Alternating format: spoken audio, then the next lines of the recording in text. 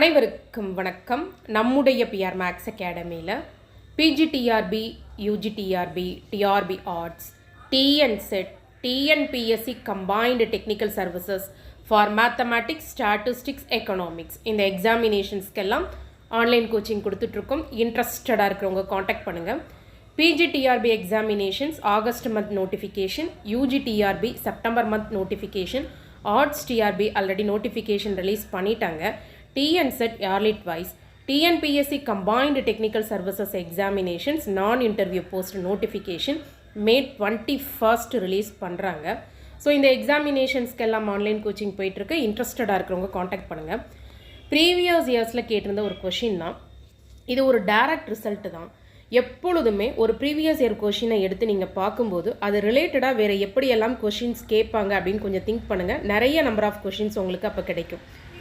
If one regression coefficient is greater than unity, then other must be less than unity. So இது ஒரு direct result தான். இப்போ நம்ம அடிஷ்னலாக வேறு என்னெல்லாம் பார்க்க போகிறோம் இங்கே அப்படின்னா, ரெக்ரெஷன் கோஎஃபிஷியன்ஸ் மொத்தம் 2 வரும். ஒன்று BYX, இன்னொன்று BXY. இந்த BYXக்கு பேர் regression coefficient of Y on X. BXYக்கு பேர் regression coefficient of X on Y.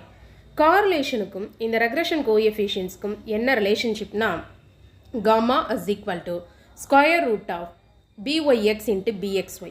அதாவது இந்த ரெண்டு வேல்யூவையும் ப்ராடக்ட் பண்ணி பவரில் 1/2 போடுறீங்க. இதற்கு என்ன பெயர்னா ஜியாமெட்ரிக் மீன், பெருக்கு சராசரி. ஸோ ரெக்ரெஷன் கோஎஃபிஷியன்ஸோட பெருக்கு சராசரி, அந்த ஜியாமெட்ரிக் மீன் தான் கார்லேஷன். இந்த கார்லேஷனோட வேல்யூ -1க்கும் +1க்கும் இடையில இருக்கும்.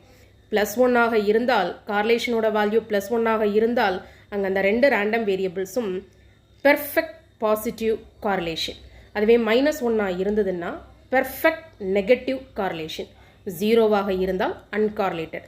இந்த மாதிரி ஒரு ப்ரீவியஸ் இயர் கொஷினை எடுக்கும்போது அது ரிலேட்டடாக எப்படியெல்லாம் நீங்கள் அடிஷ்னலாக கொஷின்ஸ் கேட்க முடியும்னு பாருங்கள். இது உங்களுக்கு எப்போவுமே ரொம்ப யூஸ்ஃபுல்லாக இருக்கும்.